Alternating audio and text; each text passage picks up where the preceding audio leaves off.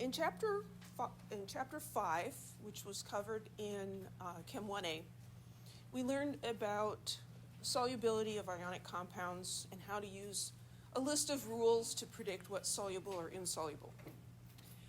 That was a very simplistic approach, so now we're going to tell you something closer to the truth. We're going to talk about degrees of solubility. And this gets back to, I think, the quote at the beginning of the chapter. Is anything completely insoluble?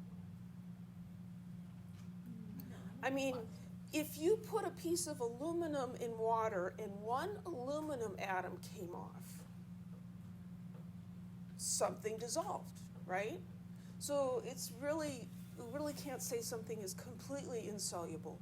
It can be practically insoluble. And those are the sorts of things we're going to be looking at here. So the dissolving of a solid is in equilibrium. So here we have the solid calcium fluoride. It is in equilibrium with calcium ions and fluoride ions. And so we can write an equilibrium constant for this equilibrium. And this now is called the solubility product constant, KSP. We have the acid ionization constant for acids and the base ionization constant for bases. And this is KSP, has to do with solubility. So for this equation, the KSP will equal the calcium ion concentration times the fluoride ion concentration squared. Remember, we've been doing monoprotic acids for a while now, and we haven't seen many of these coefficients that aren't zero. That means you're going to square this, right? Why is CaF2 not included in that? It's a solid. It's a solid, and so its concentration doesn't change.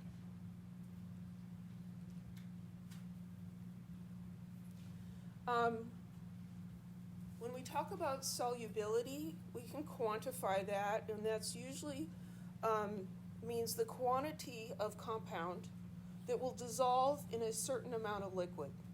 So there's different units for that. Molar solubility would have units of moles per liter.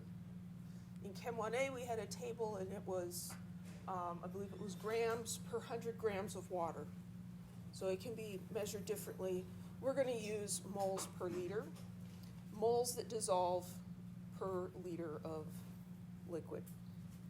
So we can calculate this from the KSP. KSP is not the molar solubility. They are related to each other, but they're not the same. Okay? KSP, remember, is a constant. At a particular temperature, KSP is KSP. Doesn't matter what else you're doing to anything. The molar solubility, on the other hand, can have different values in different solutions. So if you have an acidic solution, the molar solubility might be higher or lower than in pure water. Or another thing that we'll see is called the common ion effect. So to find molar solubility of substances, it requires an equilibrium calculation. So more ice tables. Woohoo! At least, they're like familiar now. Even if you hate them, at least you kind of are acquainted with them. So here we have silver chloride, which the solubility rules say is insoluble. So that's going to separate into silver ions and chloride ions. And KSP is pretty small, 1.77 times 10 to the minus 10. So we can make an ice table where our initial concentration of silver is 0, initial concentration of chloride is 0, because before we put the solid in the water, there's no silver or chloride in there. The change then will be the moles per liter that dissolve, which is the molar solubility. So if 1 mole of AgCl dissolves, I'm going to get 1 mole of silver ions and 1 mole of chloride ions, right? And if it's a liter of solution, then that's the molarity of the dissolved ions. So capital S is what we use for molar solubility. So the change is plus S for each of these. It's the same because these have the same coefficients.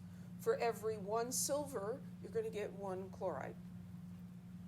So then at equilibrium, the concentrations of silver and chloride will be each equal to S.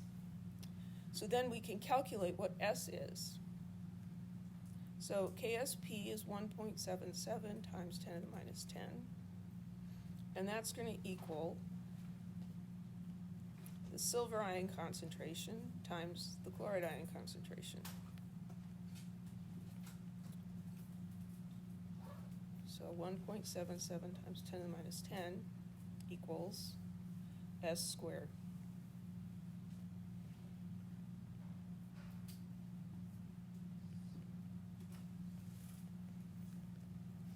So our molar solubility will be the square root of the KSP.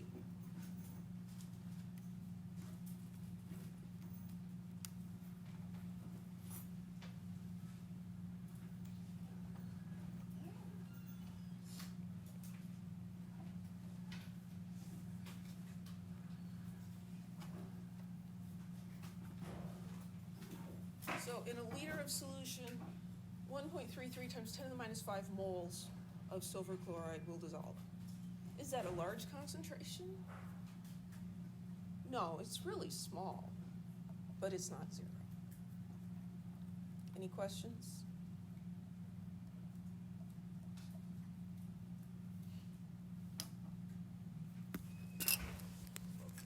So here's a table from chapter 18 showing some solubility product constants.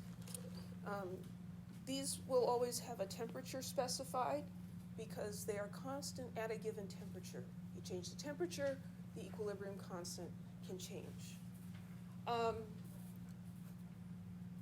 These are ones you're more likely to encounter, say, on homework problems, but there's another table in one of the appendices in the back of the textbook that gives you a whole bunch more. Okay, so I would encourage you, especially for mastering chemistry homework, use the value from the book instead of getting one online, because the book is using its own KSP, and you'd like to get the answer that the book has because then it says you're correct, right?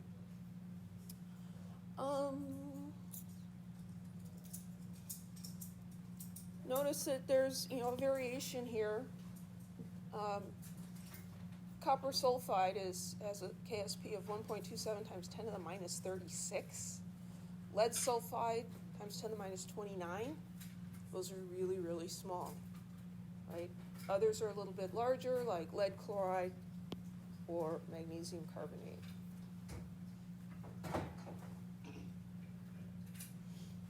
So let's calculate the molar solubility of iron 2 hydroxide in pure water. And we're given the KSP, 4.87 times 10 to the minus 17. So the first thing we want to do is write the equilibrium equation for this dissolving. I noticed when I was grading the show your work problems on the exam that some of you are not taking the minute, or probably like 10 seconds, to write that out. And sometimes you're fine, and other times not so much. So I'd really encourage you to write out the chemical equation before you make your ice table. So for solubility, we're always going to be looking at the solid dissolving. So there's our solid, and then this is going to be in equilibrium with what ions?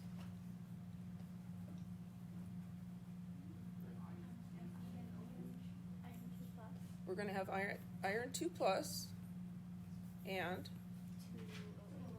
2 hydroxides.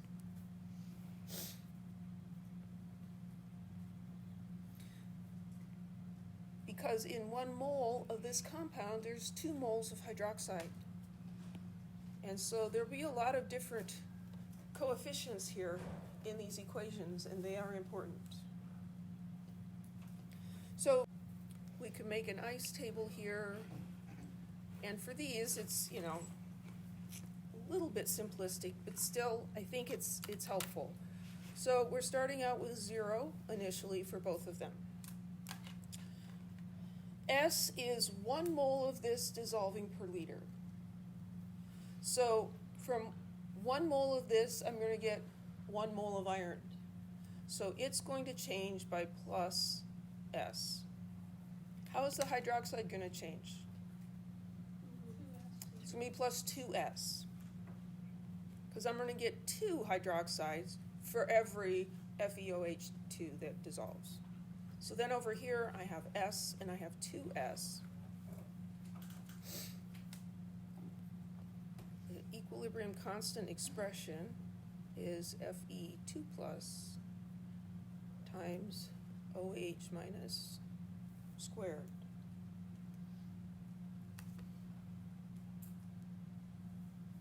So we're given the value for KSP, 4.87 times 10 to the minus 17.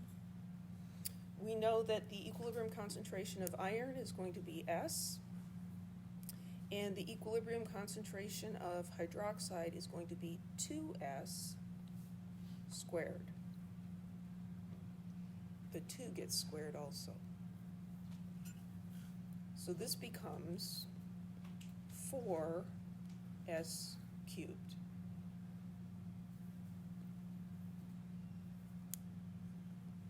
So then S is going to be KSP times KSP, just that, divided by 4, and we're taking the third root of that.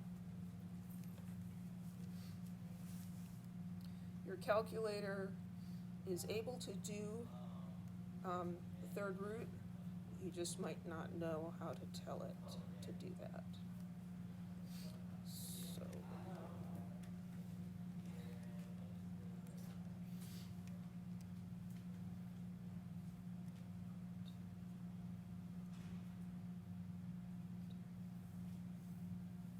my calculator is showing me that.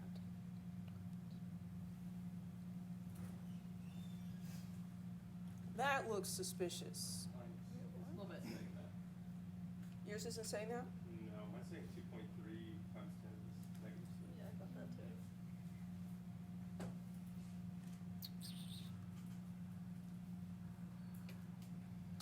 Anybody else get this one?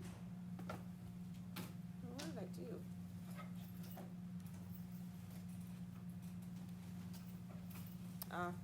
I did something wrong with the cube root thing. It looked okay, but it was not.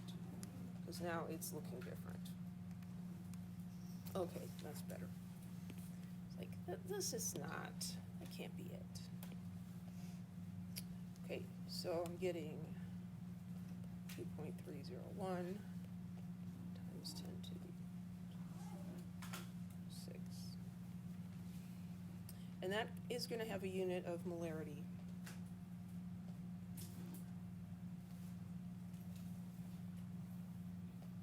And if we're trying to do sig figs, I would say go with 3 because KSP has 3.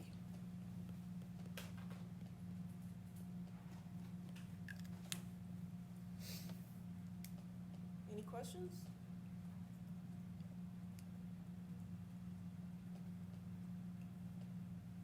It's kind of nice because we don't have to solve quadratic equations.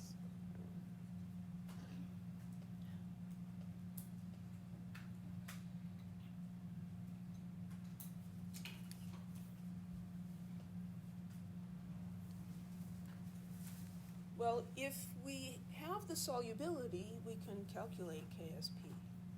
So this problem, the molar solubility of silver bromide in pure water is 7.3 times 10 to the minus 7th molar. Calculate KSP. Again, we should start by writing out the equation showing the solubility. So we've got our solid, and that's dissolving into ions.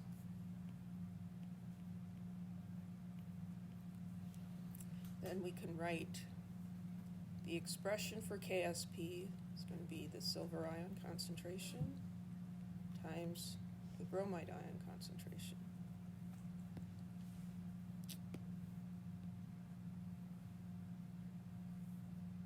Let's move that down there.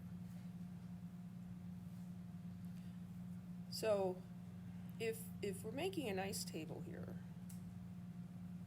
The initial concentration is 0 for both of these. And this is telling us what the solubility is. So the silver would change by plus S, right?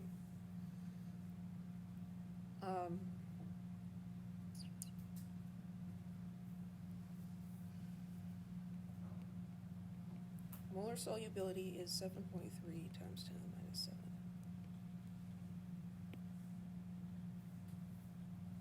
So this is going to change by plus S. This is also going to change by plus S. So we'll end up with S and S. So this is equal to S squared.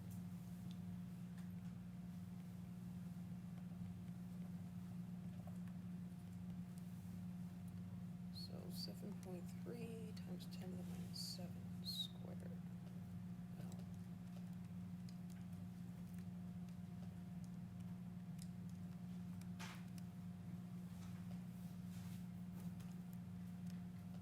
Well, 5.329 times 10 to the minus 13. And we should probably give that one 2 sig figs. Any questions?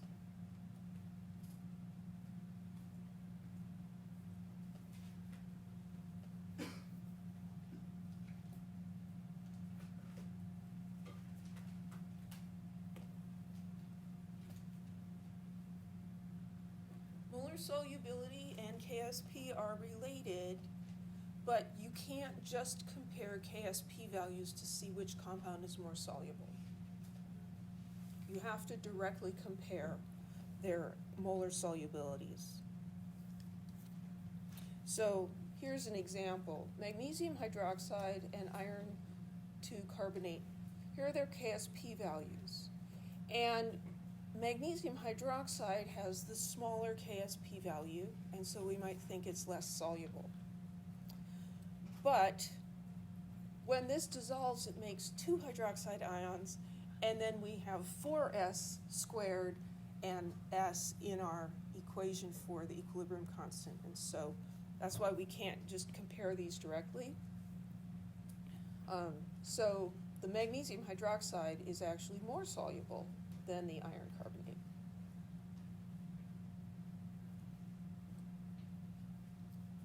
And what okay. Like, why is the same table down there? Okay, it's not the same.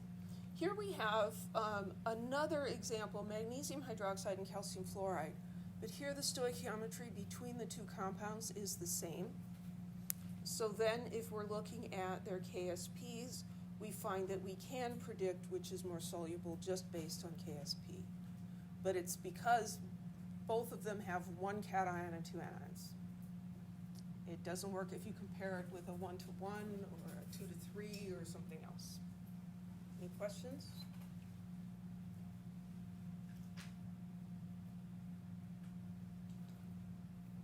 The common ion effect. So this will tie Le Chatelier's principle back into this. So, in general, the solubility of an ionic compound is lower in a solution containing a common ion. So let's look at calcium fluoride dissolving. It's in equilibrium with calcium ions and fluoride ions. If we have one of these ions in common with something that's already in the solution, maybe it's sodium fluoride. So there's fluoride here from some other source. But that ion is in common with this. It's the same. Having extra fluoride here is going to cause this equilibrium to shift to the left, meaning it will not dissolve as much. Its molar solubility is going to be lower in the presence of the common ion. Does that make sense?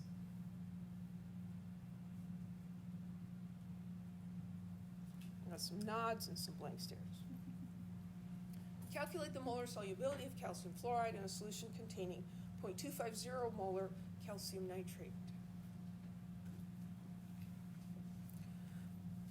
We're going to start by writing the chemical equation for calcium fluoride dissolving.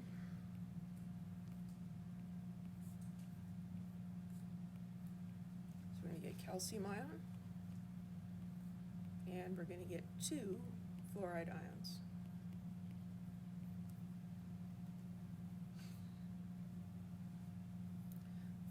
Now we can make our ice table. Is the initial concentration of calcium 0?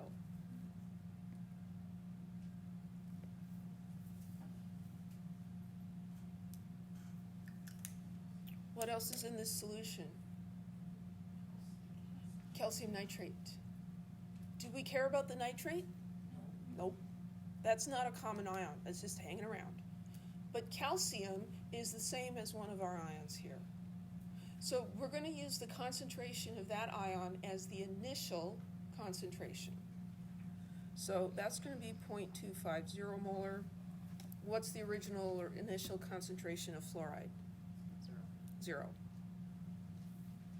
So how is this going to change? Well, as calcium fluoride dissolves, I'm going to get plus S for the calcium and plus what for the fluoride?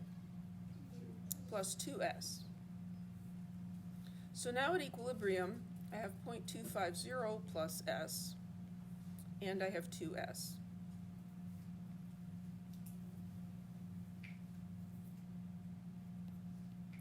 So KSP is equal to calcium ion concentration times the fluoride ion concentration squared. KSP is 1.46 times 10 to the minus 10. And so that's going to equal the calcium ion concentration, 0.250 plus S times 2S squared.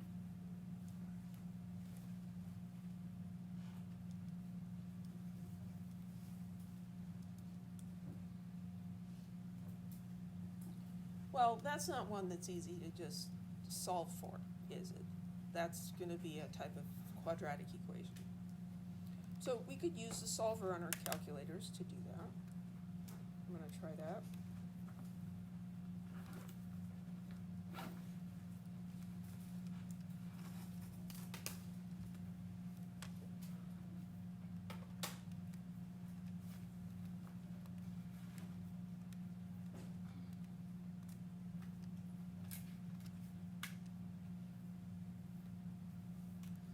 When I do that, I get, oops, not X.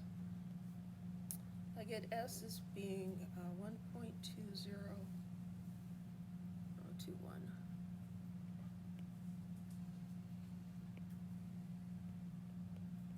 times 10 to the 10 to the minus 5. That's using my solver.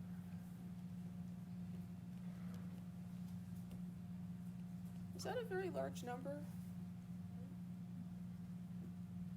No. Compared to this 0.25 that it's being added to, it's pretty small. So we did X is small. We could probably try S is small, right? So let's see what that would give us. If you say, well, S is small, then we've got 1.46 times 10 to the minus 10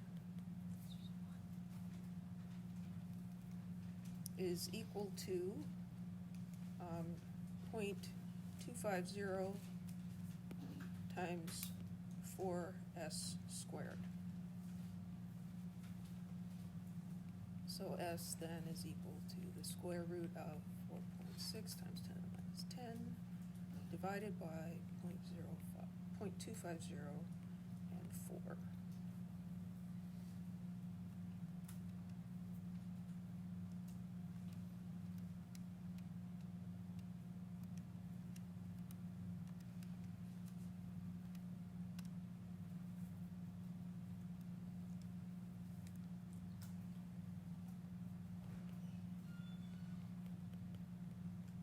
What do you know?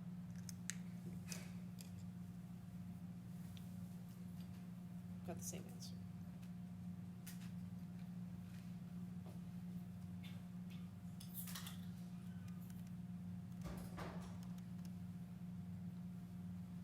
questions? Mhm. The key answer is different. Well, that's a good question. Is it? No, it's the same.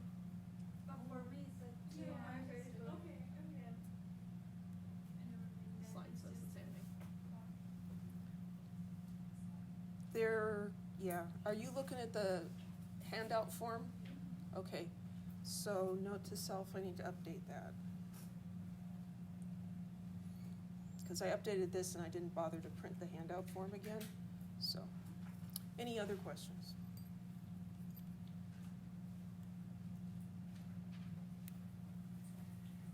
In which solution is barium sulfate most soluble? A solution that has is 0.1 molar in barium nitrate, 0.1 molar in sodium sulfate, or 0.1 molar in sodium nitrate. C.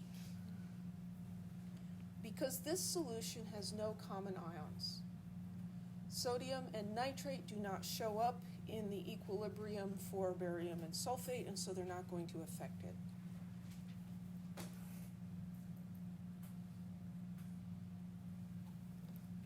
pH can also affect solubility.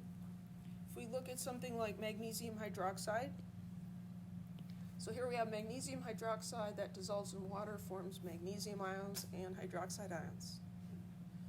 So we've got hydroxide, right? So if we have high hydroxide ion concentrations, that would be a high pH, right? That's going to cause this equilibrium to shift to the left. If we have a low pH and we have hydronium ions present, those hydronium ions are going to react with the hydroxide ions as they get produced, and we'll be taking them away, and so then the equilibrium will shift to the right.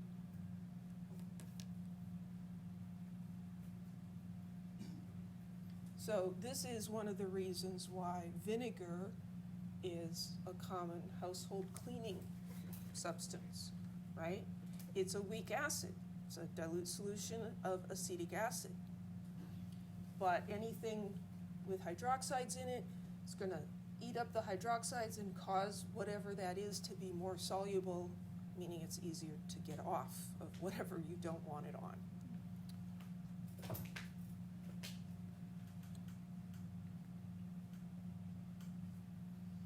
So in general, the solubility of an ionic compound with a strongly basic or weakly basic anion will increase with increasing acidity.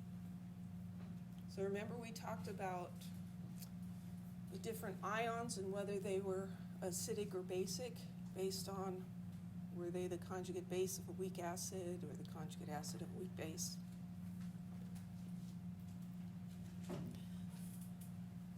Here are some common basic anions, which doesn't mean they're necessarily common ions, but they're common basic anions. Hydroxide ion, sulfide ion, carbonate ion.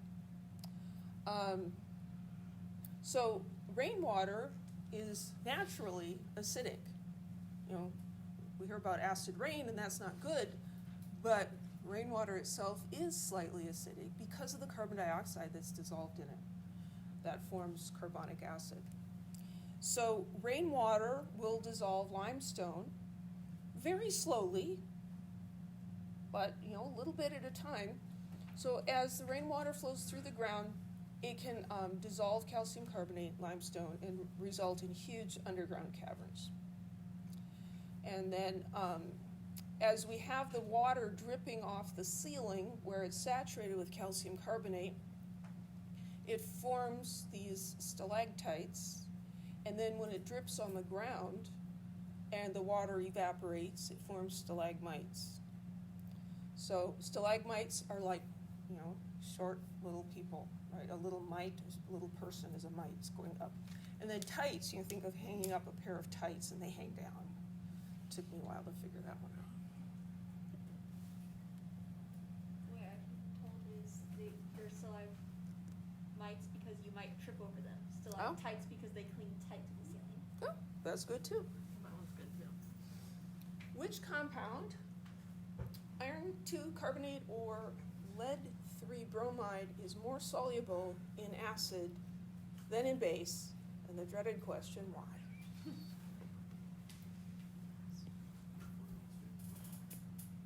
So we'll think of the ions, right? And if we're going to write the ions, we might as well just write the equation. Might as well. Might as well, you know.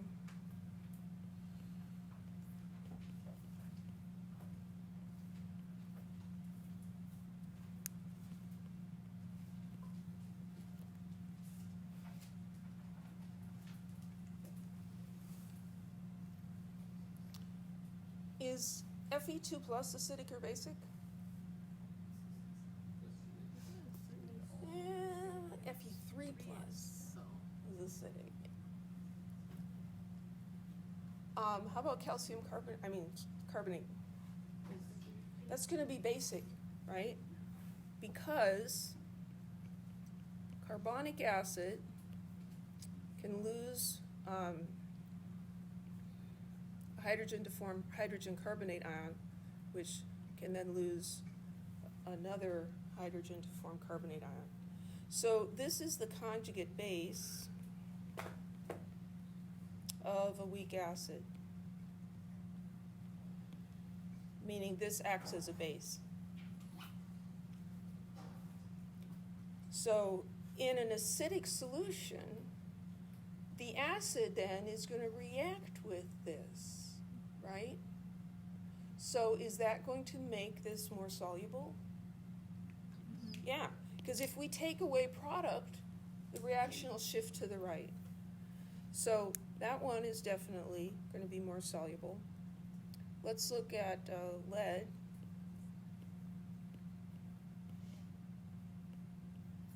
So this is lead 3 plus. That's a 3, yeah, it is. And 3 bromides. Is this lead ion acidic or basic? The only ones you need to know about are aluminum 3 plus and iron 3 plus. Those are the only two you have to remember. So no, the lead is not acidic or basic. What about bromide? So bromide comes from hydrogen bromide in terms of acids and bases. What kind of an acid is that? strong. It's a strong acid, meaning there's no equilibrium here. So that's a strong acid, so this is going to be neutral. So an acidic solution is not going to affect the solubility of lead 3 bromide. Any questions?